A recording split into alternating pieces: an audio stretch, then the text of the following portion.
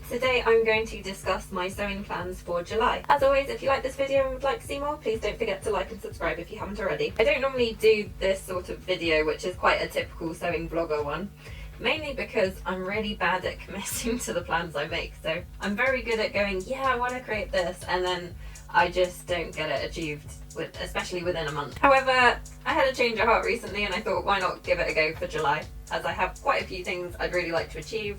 I'm feeling a bit more motivated sewing wise, and I've picked some quite carefully planned makes which I'm hoping will get achieved due to the nature of them. So the first one I want to share with you is that I'm looking at completing another of my 2020 Make 9 makes, which is the Friar Sweater. So I want to do the one with the mock neckline, but I want it to be elbow length. Now originally I had actually used the fabric I bought for this. It was the white fabric I used for my Juno short pyjamas. I used that fabric for the t-shirt because I thought it would go really well with that. So I did end up using that fabric.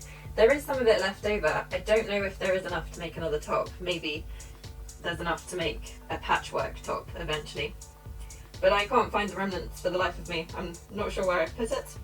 So what I'm going to do is I'm going to use the remnant fabric that I used to make my Joni dress. The reason I'm choosing this fabric is because it's got a decent amount of stretch in it. It's quite solid. It doesn't stretch out and lose its colour, if that makes sense. Some knit fabrics kind of go a bit faded if they get stretched too much. Because there is some negativities in the Freya sweater, I wouldn't want that colour distortion to show when it was stretched. So I think I've got enough here. I'm pretty confident I do. So hopefully, you can see where I've cut it out here. I'm hoping that this will turn into the top because it will go nicely underneath the upcycled denim Clio I made the other year, and it will probably go over.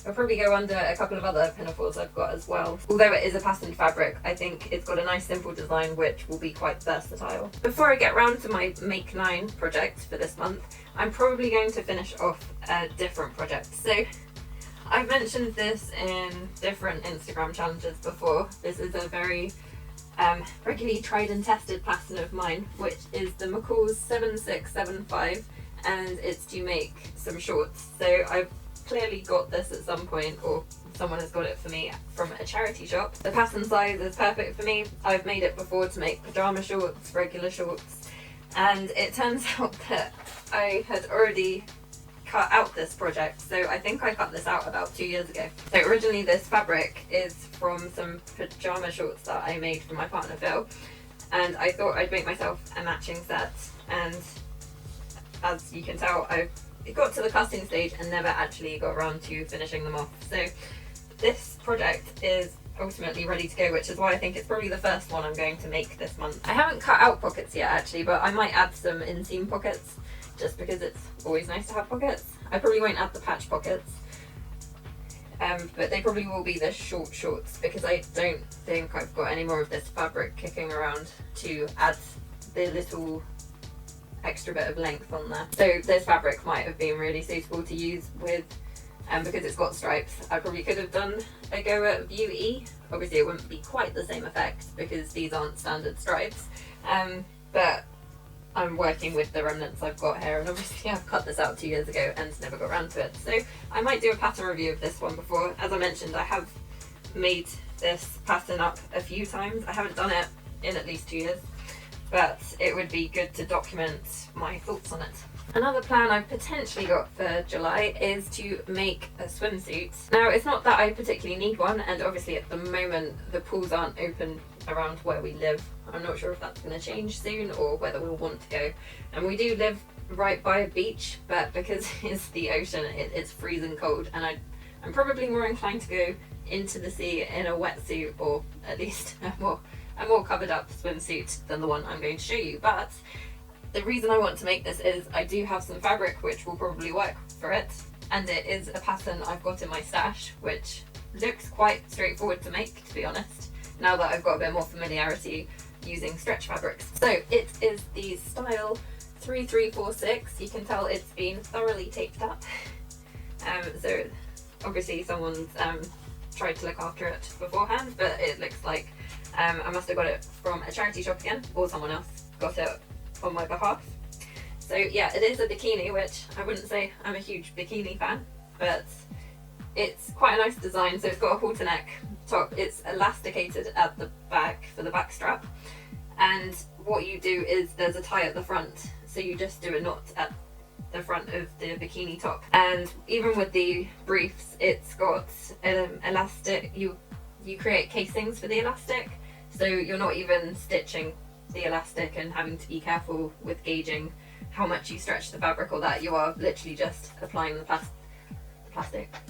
You are literally applying the elastic after you've done a casing and then sealing it up and securing it. So I think that might be quite a fun project. So the fabric I've got, I actually got when I did a course, and it was they were clearing out their fabric supplies of stuff they weren't likely to use for the sort of projects they did there. So it is this interesting floral design. I think it might be quite challenging to cut out, but saying that, I've got such a limited amount of it, I'm just going to have to cut it whichever way it fits on, whichever way the pattern pieces fit on the fabric.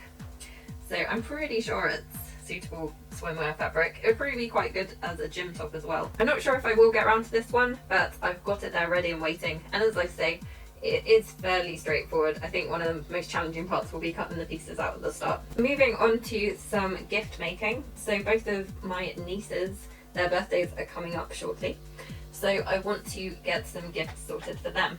So the first one is my younger niece, and I'm just waiting for some measurements actually from my sister, but I would quite like to make this a little romper dress for them. So I'd really like to give this pattern a go, but I do feel like because there is such a small window for them to wear it, I'm not sure whether it will be a suitable choice.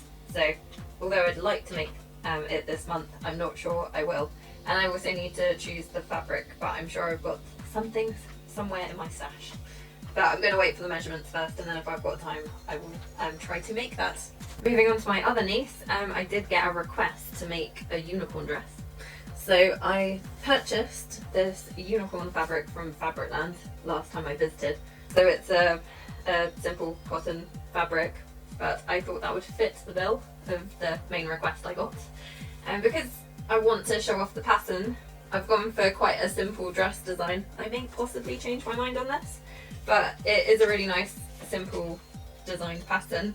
This is actually from Prima, and it actually comes with a ladies dress as well. I'm going for the girls dress, which has shoulder ties at the top, so you essentially cut out a front and a back, attach it together, create a casing at the top of the front and back pieces, and then you gather through some fabric ribbons you make.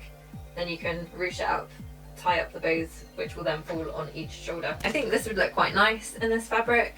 I may possibly do the ties in a different fabric, possibly even just white, or I'll see what other fabrics I've got hanging around at home. But yeah, I think that would be quite a fun, enjoyable, simple make, which hopefully she'll appreciate. I've already mentioned quite a lot of makes by this point, and that's kind of my core make goals for July. And I'm not even expecting necessarily to finish all of that. I'd like to get the gifts definitely done, and I think the shorts are pretty much a certain, as is the Freya Sweater, and the swimsuit's more of a bonus make. But I do have 2 additional bonus makes which I would like to make this month. I would like to make some more tops that can go under the different pinafores I have. I'm sure lots of people who have jumped on the pinafore bandwagon and made all the lovely different types of pinafores you can in the sewing community will realise quite soon that you've then got to find suitable tops to go underneath them. So I'm going to rectify that. I'm also using fabric that I got from my last Fabricland shop. So I have these 2 t-shirting fabrics. There's this one here, which I think you might still be able to get on the Fabricland website, and this one here. So I think both of these will go quite nicely underneath the different pinafores I have. One of them I'd quite like to make into another Frankie t-shirt. I'm thinking possibly this yellow, but I might change my mind. The other one I'd like to make into a Tabitha t-shirt. So I do have this white ribbing fabric. It doesn't quite match the white colour on these, because this is a bit more cream, I'd say. But it's the closest thing that I have. So whichever one does turn into the Tabitha t-shirt will have this for the... I'm going to do the version with the cuff bands so I'll do that for the cuffs as well as the neckband. So I was going to say that's it for my planned makes, but it's obviously quite a lot, so that's what I'm hoping to achieve this month. We'll see how much I actually get through. I hope you enjoyed this, and I'll see you next time. Thanks for watching.